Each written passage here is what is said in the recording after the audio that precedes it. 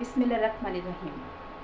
সুপ্রিয় দর্শক, আসসালামু আলাইকুম। আশা করছি আপনারা সকলে অনেক অনেক ভালো আছেন। আজকের পর্বে আমি তৈরি করে দেখাবো টক দই। তাহলে চলুন দেখে নেওয়া যাক টক দই তৈরি করতে কী উপকরণ লাগছে। বেশি উপকরণ তো দরকার হয় না, মাত্র দুটি উপকরণ লাগে। একটা হচ্ছে দুধ আর হচ্ছে টক দই। তো আমি এখানে 1 লিটার দুধ নিয়েছি, গরুর দুধ। গরুর দুধে কিন্তু কাঁচা গন্ধ আছে, তাই এটাকে ভালো করে জাল করে নিতে হবে এবং ঘন করে নিতে হবে। তো বেশ কিছুক্ষণ জাল করে নিয়েছি, 5 মিনিটের মতো। আর চুলার আঁচ থাকবে লো।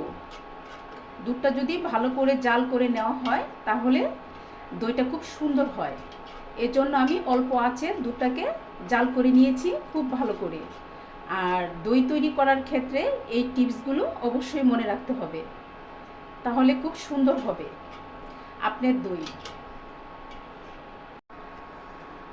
তো এখন কিন্তু দুধ জাল করা হয়ে গেছে, চুলা থেকে নামিয়ে নিচ্ছি আর কুসুম গরম করে নিচ্ছি। দুধটা এখন কুসুম গরম আছে।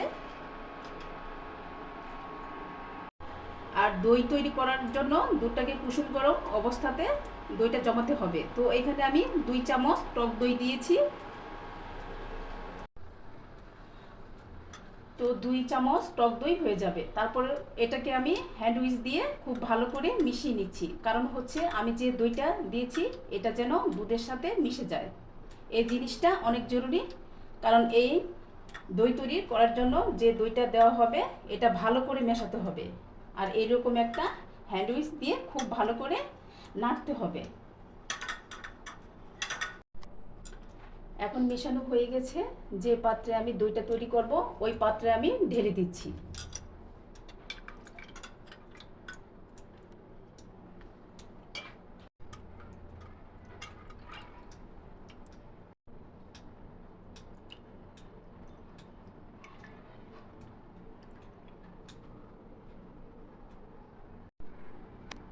আর আজকে আমি চুলাতে দইটা তৈরি করব মাত্র 1 ঘন্টায়।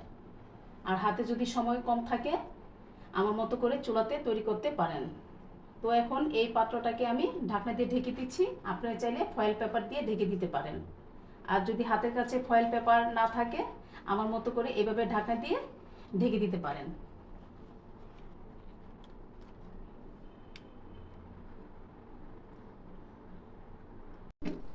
দই কিন্তু গরম জায়গায় দিলে সেটা কিন্তু তাড়াতাড়ি বসে যায়। তো এখন কিন্তু চুলায় একটা পাত্র বসিয়ে দিলাম আর ভারী করে একটা কাপড় বিছিয়ে দিয়েছি। বিছানোর পর পাত্রটা বসিয়ে দিলাম। পাত্রটা বসানোর পর ঢাকনা দিয়ে ঢেকে দিচ্ছি।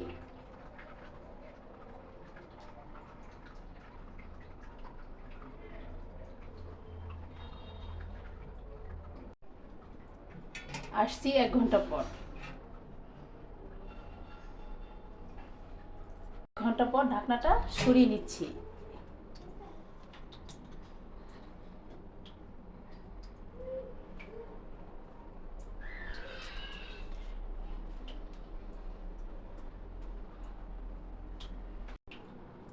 দইটা কিন্তু মাশাআল্লাহ জমে গেছে খুব সুন্দর করে। আর চুলার আঁচটাকে বারবার বলে দিচ্ছি একদম লো থাকবে, তাহলে কিন্তু দইটা খুব সুন্দর করে জমে যাবে।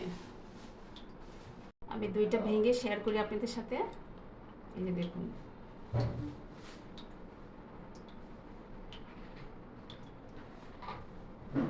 অল্প সময়ে আজকে দইটা শেয়ার করেছি। আশা করছি রেসিপি ভালো লেগেছে। আমার এরকম আরও নতুন রেসিপি পেতে চাইলে আমার চ্যানেলটিকে সাবস্ক্রাইব করে রাখবেন আর পেজ ফলো করবেন। সবাইকে আবার ধন্যবাদ জানাচ্ছি। আজকে এখানে বিদায় নিচ্ছি। খুদা হাফেজ।